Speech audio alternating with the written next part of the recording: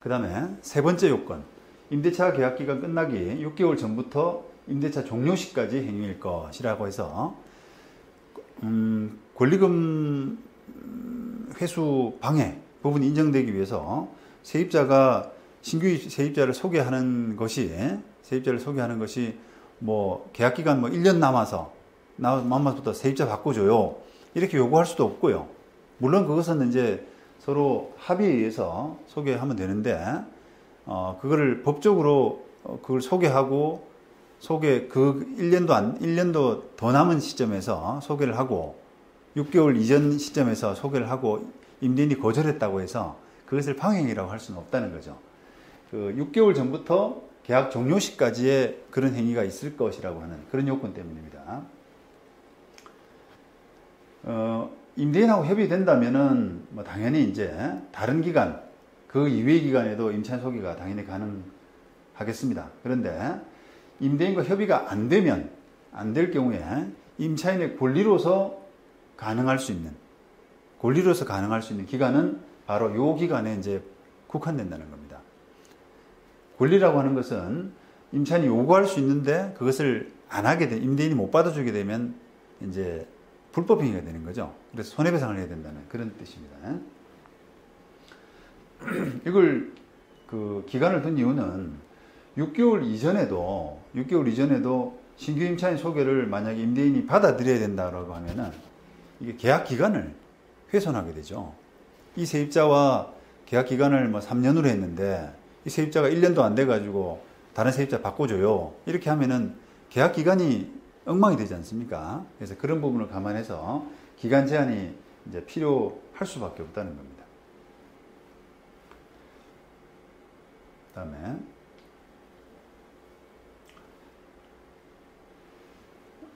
원래 이제 3개월이었습니다.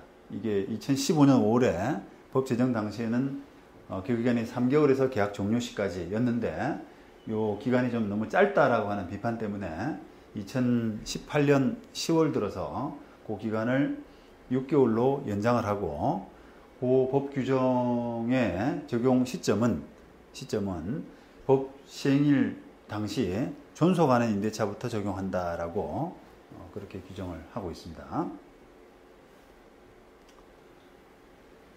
수원지방법원 2016년 사례인데요. 손해배상 사건, 권리금 회수 방해를 이유로 해서 임차인이 임대인을 상대로 손해배상 청구를 한 사건에서 비록 임대차 기간 종료, 이 당시에는 이제 3개월이었습니다. 임대차 기간 종료 3개월 이전에 다른 세입자를 소개한 것이지만 그때 소개를 했는데 임차인이 NO라고 했어요. 거부 의사를 명백히 했고 이러한 임대인의 태도는 임대차 계약 종료일 무렵까지 지속된 것으로 해석을 해서 방해행위를 인정을 했습니다.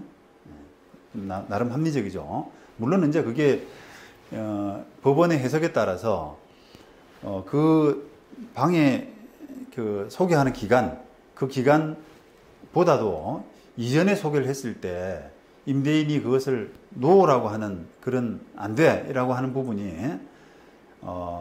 앞으로도 계속 안 돼라고 하는 뜻인지 아니면 그 기간은 안 되고 이제 임대차 종료 무렵에는 생각해 볼게 가능할 수 있다라고 하는 뜻인지는 여러 가지로 이제 종합해서 판단할 수밖에 없거든요. 그런데 이 판단은 지금 소개는 그 기간 이전에 했습니다만 임대인의 태도로 볼 때는 임대차 종료일까지도 계속 안 된다라고 임대인의 뜻이 계속된 것으로 이렇게 해석을 해야 된다라고 판단을 했습니다.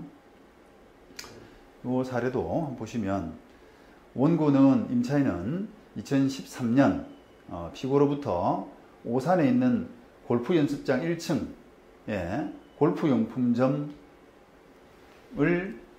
이런 조건으로 계약을 했어요. 그런데 피고는 계약 종료가 원래 15년 연말인데 피고는 2014년 9월에 이 사건 점포가 입점해 있는 골프 연습장을 철거하고 그 부지에 건물을 신축하려고 주식회사 다른 아울렛에 이 골프 연습장 대지를 임대를 해버렸습니다.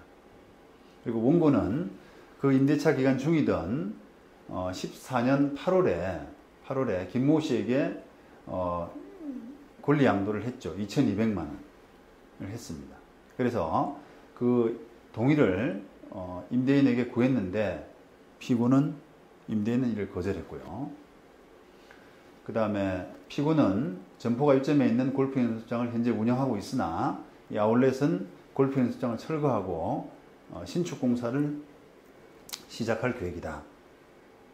그 다음에 원고는 임대차 종료한 다음에 인도하고 그 다음에 그 손해배상 소송을 하게 된 그런 케이스인데요. 이게 원고가 2014년 8월 김모 씨에게 이런 양도 계약을 한 것은 임대차 계약 종료일하고 비교를 하게 되면 시간이 많이 남았죠. 그죠? 15년 연말인데 14년 8월에 사람을 소개했기 때문에 많이 남았습니다. 그래서 그 3개월 이전의 일이기 때문에 그걸 동의를 거절했다고 하더라도 그 권리금 수수 방해는 해당되지 않는다라고 해서 피고가 이제 항변을 했죠. 피고 항변을 하고 법원도 그건 인정을 했어요.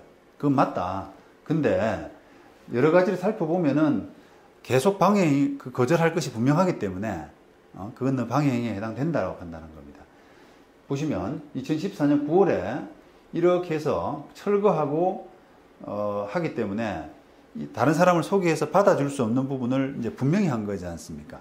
그래서 이런 부분들이 계속되어 왔기 때문에, 기간이 계속되어 왔기 때문에 주선에도 거절할 것이 명백하고 또 그러한 뜻을 미리 표현했다고 할 것이기 때문에 이것은 방해행위에 해당된다라고 한 거예요. 물론 이게 좀 이제 이 판단이 2,200만 원 세입자가 김모 씨에게 소개해서 이제 그 권리금 계약이 2,200만 원이 됐는데 법원이 2,200만 원을 인정을 하면서 이거는 그냥 감정을 안 했더라고요. 원래는 신규 임차인에게 받을 권리금과 그 당시 그 계약 종료 당시 권리금 액수 중에서 낮은 금액을 넘지 아니한다라고 했기 때문에 이 권리금이 적정한지 여부를 시세에 맞는지 여부를 감정을 시키고 그 둘 중에서 낮은 금액이 돼야 되거든요. 적어도. 그런데 그런 감정 절차 없이 그냥 이게 2,200만 원을 인정해 버렸더라고요. 그래서 그 부분은 좀 문제가 있어 보입니다.